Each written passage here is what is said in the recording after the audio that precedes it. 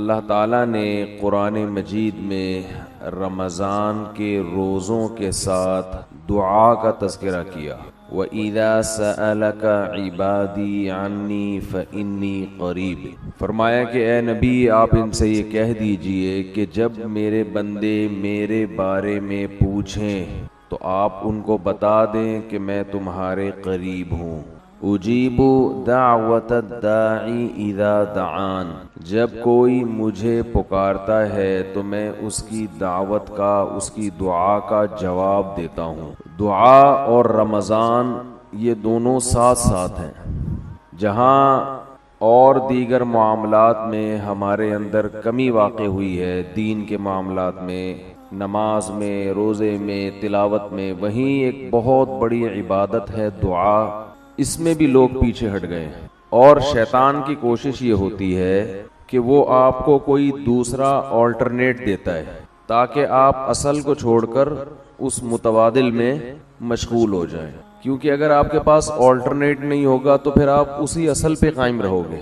حکومت جب کوئی سڑک بناتی ہے، بلکہ پہلے سے جو سڑک ہے اس میں ریپیئرنگ کا کام کرتی ہے، تو لوگوں کو متبادل راستہ دیتی ہے. لکھا ہوتا ہے نا کہ آگے کام ہو رہا ہے، ہم معذرت خواہ ہیں، متبادل راستہ. وہ کچے میں ہوتا ہے متبادل، وہاں آپ اتار کے تھوڑا سا آگے ٹرن ماریں گے تو دوبارہ ہائی وے پہ چڑھ جائیں گے آپ. یہ متبادل راستہ گورنمنٹ کیوں دیتی ہے؟ اس لیے کہ نہیں دیں گے نا تو ایسا نہیں ہوگا کہ لوگ وہاں کھڑے رہیں قیامت تک کہ آگے چونکہ سڑک پہ کام ہو رہا ہے، یا لوگ واپس چلے جائیں. ایسا بھی نہیں ہوگا. واپس جانا شروع کریں، اتنی لمبی ٹریفک کی لائن لگ جائے گی، پھر آپ 2 گھنٹے کا سفر کر چکے ہیں تو واپس کون مڑے گا بھائی؟ نتیجہ یہی ہوگا کہ اسی ریپیئرنگ والے راستے پر ہی لوگ گاڑیاں لے کے چڑھ جائیں گے. تو اس لیے جب بھی کسی ٹریک پر سے لوگوں کو اتارنا ہوتا ہے تو اس کا طریقہ یہ ہوتا ہے کہ دوسرا متبادل راستہ دیا جائے. یہاں تک بات سمجھ میں آ گئی؟ یہی کام شیطان کر رہا ہے، کیونکہ شیطان بہت ہی ہوشیار ہے. شیطان جو ہے نا وہ بہت بڑی فلم ہے. تو وہ کیا کرتا ہے کہ بے دین کو تو ایسا کرتا ہے کہ جو جائز خواہشات ہیں ان سے ہٹا کے حرام خواہشات کی طرف لے کر جاتا ہے. حالانکہ وہ خواہشات کی نوعیت ایک ہی جیسی ہوتی ہے. آپ کو بھوک لگ رہی ہے بھائی، چوری کر کے بھی روٹی کھا سکتے ہو، اور جیب میں پیسے ہیں اس طرح بھی کھا سکتے ہو. چوری کرو گے ایک دفعہ آسانی ہوگی، لیکن ہمیشہ پھر چوری کرنی پڑے گی، ہر دفعہ کی ٹینشن. اور اگر پیسے کما لو گے تو ایک دفعہ کی ٹینشن ہے، لیکن ہمیشہ پھر عزت کے ساتھ خرید کے ساری زندگی کھاتے رہو گے. اب بھوک تو پوری کرنی ہے نا. تو شیطان کیا کرتا ہے، چور کو حلال راستہ سے ہٹا کے حرام بتاتا ہے، جس میں ٹینشن بھی زیادہ، ڈپریشن بھی، ضمیر بھی ملامت کرے گا، عزت کا جنازہ بھی نکلے گا.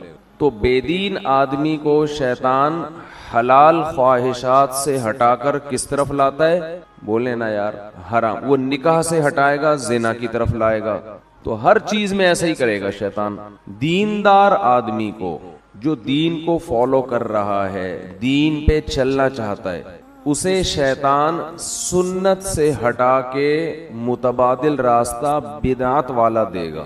یا وہ بدعت نہ بھی ہو لیکن وہ سنت جیسی اس میں روحانیت نہیں ہوگی، ایسا راستہ دے گا شیطان اس کو. سمجھ میں میرا خیال آ رہی ہے بات؟ تھوڑی کہ ہمیشہ سمجھ میں نہ آئے، کبھی کبھی آتی بھی ہے. تو ہمیشہ ایسا راستہ دے گا جو یا تو بدعت ہوگا وہ راستہ، یا اس میں بدعت نہ بھی ہو تو کم از کم جو سنت میں روحانیت تھی وہ اس راستے میں نہیں ہوگی. دعا کے معاملے میں بھی شیطان نے یہی کام کی. آدم علیہ السلام سے لے کے ہمارے نبی صلی اللہ علیہ وسلم تک جتنے پیغمبر آئے، پھر آج تک جتنے بڑے بڑے علماء، صلحاء، اولیاء، وہ اپنے تمام کاموں میں دعا کو بہت زیادہ فوکس کیا کرتے کہ ہاتھ اٹھا کے اللہ سے گڑ گڑا کے دعا مانگی جائے.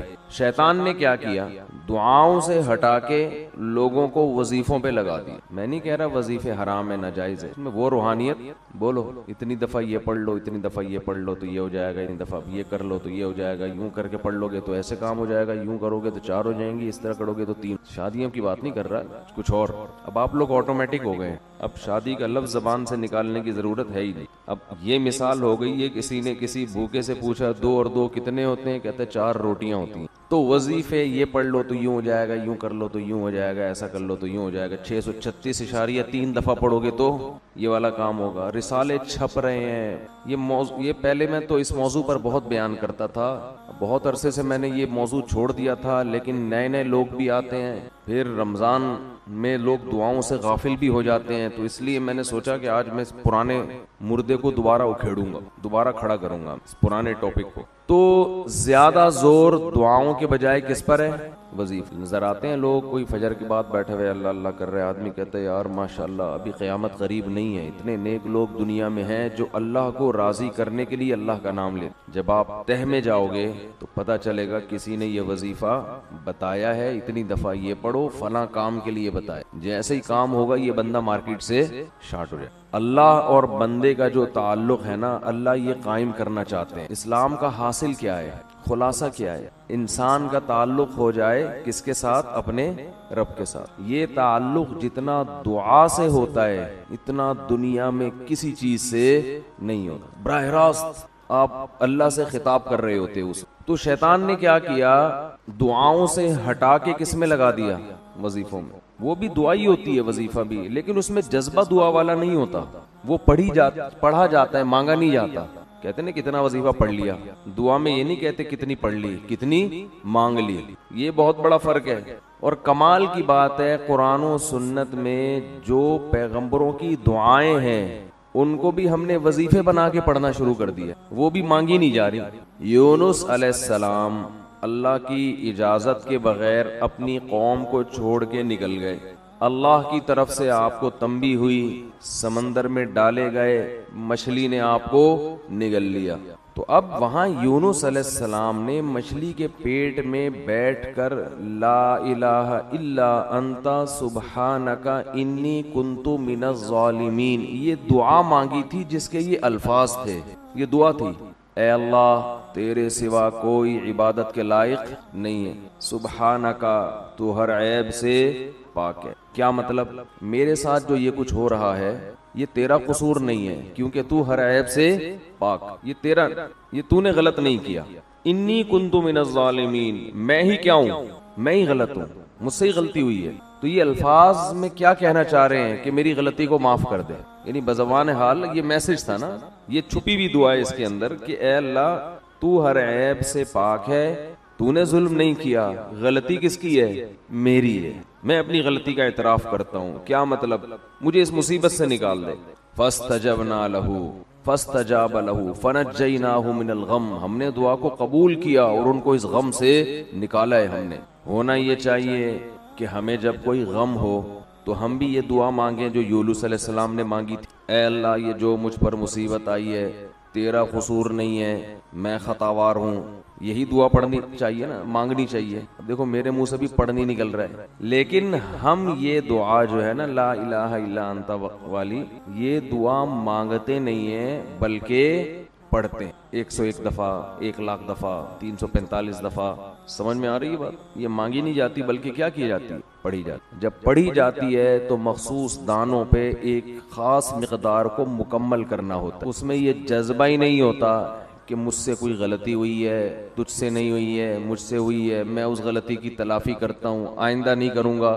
ایسا کسی کی کھوپڑی میں تصور بھی بول دے کیوں نہیں بھائی، نہیں ہوئی۔ تو قرآن اس سے آپ کو اس دعا کے ذریعے جو بتانا چاہ رہا ہے، جو ذہن بنانا چاہ رہا ہے، جو سوچ آپ کے ذہن میں اتارنا چاہ رہا ہے، وہ سوچ بنتی نہیں ہے۔ سمجھتے ہو کہ نہیں سمجھتے؟ ہاں جلیبیاں مل جائیں گی اس کے بعد آپ، کیونکہ ہم بچپن میں یہ وظیفہ پڑھنے مسجد میں جایا کرتے تھے، ورد ہوتا تھا آیت کریمہ کا 5 لاکھ بار اور پتہ نہیں 2 لاکھ بار، تو وہ دانے لا کے بوریوں کے بوری مسجد میں بچھائی جاتی تھی، تو اعلان ہوتا تھا تو سارے محلے کے بچے مسجد میں ہم سمیت پہنچ جایا کرتے۔ اس کے بعد جو گرم گرم جلیبیاں ملتی تھیں ان کی لذت اب تک زبان پہ محسوس ہوتی، وہ جلیبیوں کا مزہ اب کہیں بھی نہیں آیا۔ گرم پتہ نہیں کہاں سے بنوا کے لا، مزہ بہت آتا۔ جلیبی اگر گرم گرم ہو نا تو اس کا اپنا ہی مزہ ہے، کھا لیا کریں کبھی اپنے۔ گوروں کو یہ سہولتیں تو کیا پتا ہے، دودھ جلیبی کیا ہوتی ہے، جلیبی تو پیزا بس برگر 2-4 چیزیں ہی ہیں۔ کھانے کے جو چٹخارے ہندوستانیوں نے لیے ہیں نا، ہندوستانی اور پاکستانی، یہ چٹخارے آپ کو دنیا میں کہیں نظر نہیں آئیں گے، اور اب گورے بھی انہی کھانوں کے عادی ہو رہے ہیں جب سے پاکستانی لوگ دنیا میں گئے ہیں نا، انڈین پاکستانی، تو گوروں کو بھی انہوں نے انہی چٹخاروں کا عادی بنا دیا. تو خیر، تو یونس علیہ السلام نے فنادا فی الظلمات، رات کے اندھیروں میں اللہ کو پکارا، سمندر کے اندھیرا، مچھلی کا پیٹ کا اندھیرا.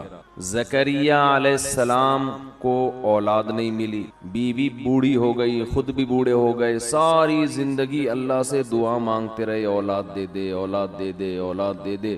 رب لا تذرنی فردا وانت خیر الوارثین، اے اللہ مجھے اکیلا مت چھوڑ، مجھے تنہا مت چھوڑ، مجھے اولاد چاہیے. فاستجبنا لہ، قرآن کہتا ہے ہم نے آپ کی دعا کو قبول کیا. آج جس کی اولاد نہیں ہوتی وہ یہ دعا مانگتا نہیں ہے بلکہ 101 دفعہ پڑھتا ہے. سمجھ میں آ رہی ہے؟ تو اللہ سے دعا کا تعلق قائم کرنا چاہیے. سب سے مضبوط بندے اور اللہ کا جو ریلیشن ہے نا، یہ دعا کے علاوہ کسی چیز سے نہیں بنتا.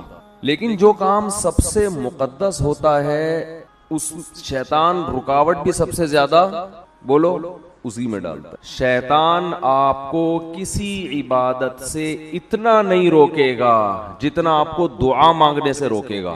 آپ حیران ہوں گے کہ میں کیسی باتیں کر رہا ہوں، شیطان تو دعا مانگنے سے بالکل نہیں روکتا. ہاتھ اٹھاؤ، دعا مانگو، یوں کرو، صلی اللہ تعالی علی خیر برحمتک یا ارحم الراحمین، پتلی گلی سے نکل لو. صبح شام 25 دفعہ مانگ رہے ہیں، مسجدوں میں بھی مانگتے ہیں، امام 27ویں رات میں بھی ہوتا ہے، ہول سیل کے حساب سے دعائیں چل رہی ہیں.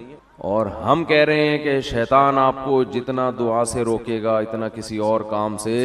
شیطان کیا کرتا ہے؟ دعاؤں سے ہٹا کے کہاں لگا دیا؟ یہ پڑھ لو اتنی دفعہ، یہ پڑھ لو، یہ پڑھ لو.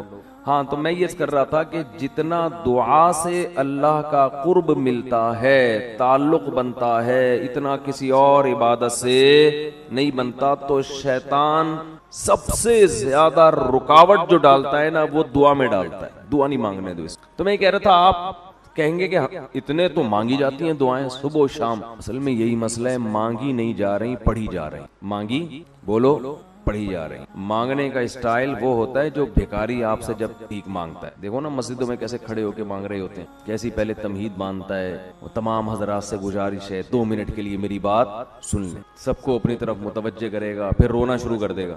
حالانکہ زیادہ تر فراڈ ہی ہوتا ہے اس میں. تو فراڈ اتنا اچھا ہے تو سچی مچی کا جب بھیکاری ہوگا وہ کیسا ہوگا آپ خود اندازہ لگاؤ. جب فراڈی اس اسٹائل سے مانگتے ہیں کہ آدمی کو لگتا ہے یہ بالکل حقیقت میں مستحق ہے، تو جو واقعی مستحق ہے اس کا اسٹائل کیسا ہوگا.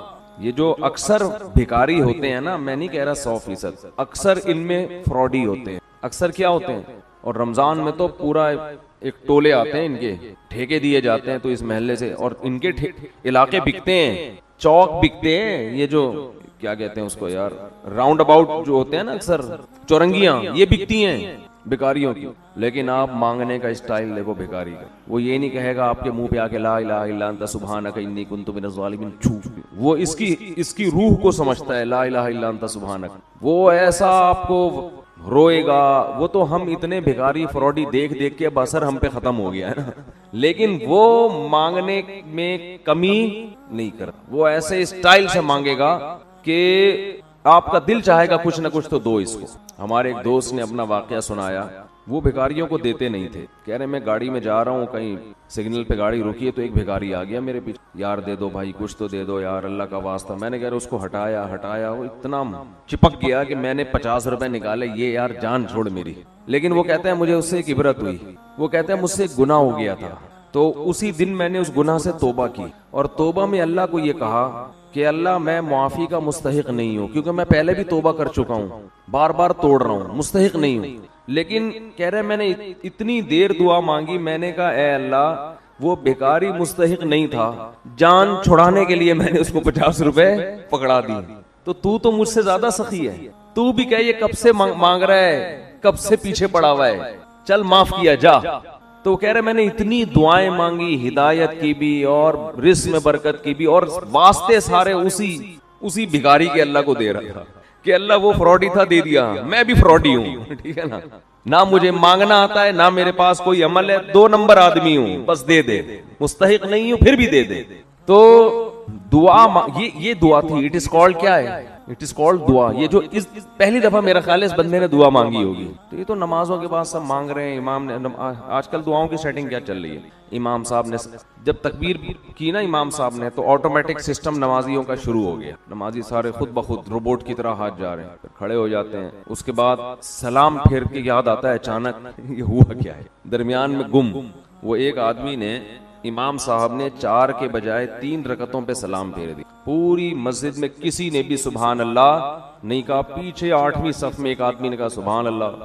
امام نے کہا یار پورے نمازیوں میں سے تو کسی کو پتہ نہیں چلا, تجھے کیسے پتہ چل گیا کہ میں نے 3 پڑھی ہیں؟ وہ کہتے ہیں میری 4 دکانیں ہیں, 4 رکعتوں میں 4 کا حساب ہوتا ہے. آج 3 کے بعد ہی سلام کی آواز آ گئی تو مجھے لگا کہ 1 رکعت امام صاحب پی گئے. امام صاحب 1 رکعت پی گئے ہیں, تو سارے سو رہے ہوتے ہیں. تراویح میں تو زیادہ ہوتا ہے یہ سلسلہ.